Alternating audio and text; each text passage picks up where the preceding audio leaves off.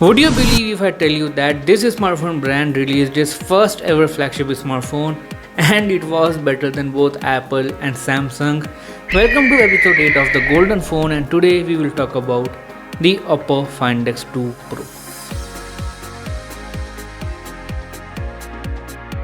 Now technically this was Oppo's second flagship smartphone. Before that they had Oppo Find X, but that smartphone was more like futuristic concept kind of smartphone. But the Find X2 Pro was proper, no compromise flagship smartphone.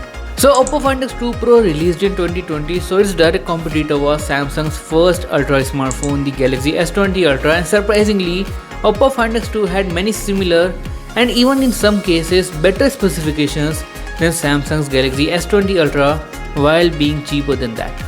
In comparison, both smartphones had Snapdragon 865, so flagship performance for that time.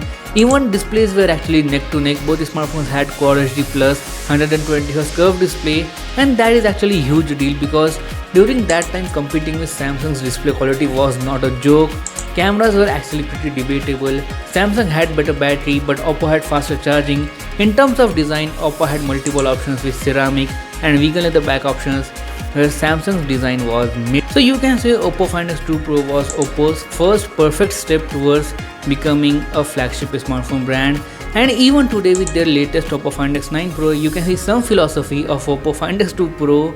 So yeah, seems like Oppo is heading towards right direction, and that's the reason Oppo Find X2 Pro deserves the title of the golden phone.